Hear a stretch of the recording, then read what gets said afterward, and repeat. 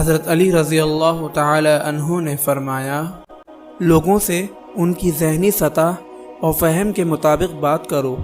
کیا تمہیں پسند ہے کہ کوئی اپنے فہم اور ادراک نہ ہونے کی وجہ سے اللہ اور اس کے رسول کو جھٹلائے؟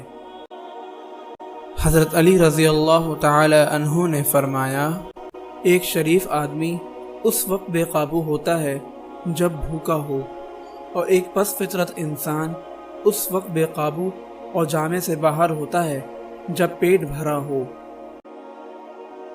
حضرت علی رضی اللہ تعالی عنہ نے فرمایا، نفس خواہشات کو ترجیح دیتا ہے، سہل اور سست راہ اختیار کرتا ہے، تفریحات کی طرف لپکتا ہے، برائیوں پر ابھارتا ہے، بدی اس کے اندر گھسی رہتی ہے، راحت پسند ہے، کام چور ہے، اگر اس کو مجبور کرو گے تو لاغر ہو جائے گا، اور اگر چھوڑ دو گے تو ہلاک ہو جائے گا۔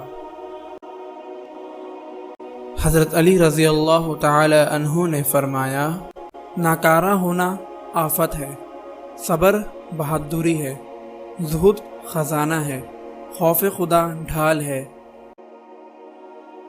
حضرت علی رضی اللہ تعالی عنہ نے فرمایا، اخلاق و آداب ایسے جوڑے ہیں جو بار بار نئے نئے پہنے جاتے ہیں، ذہن ایک صاف و شفاف آئینہ ہے۔ حضرت علی رضی اللہ تعالی عنہ نے فرمایا، جب کوئی بات آدمی دل میں پوشیدہ رکھتا ہے تو زبان سے اس کے اشارے مل جاتے ہیں، چہرے کے اتار چڑھاؤ سے معلوم ہوتا ہے۔ حضرت علی رضی اللہ تعالی عنہ نے فرمایا، جھوٹی تمناؤں پر بھروسہ کرنے سے بچتے رہو، تمنائیں بے وقوفوں کا سرمایہ ہے۔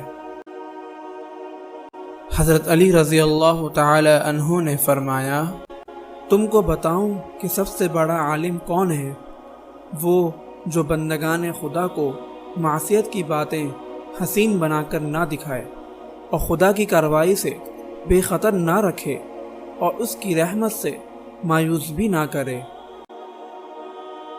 حضرت علی رضی اللہ تعالی عنہ نے فرمایا، لوگ خوابوں میں مگن ہیں، جب مریں گے تو ہوش آ جائے گا۔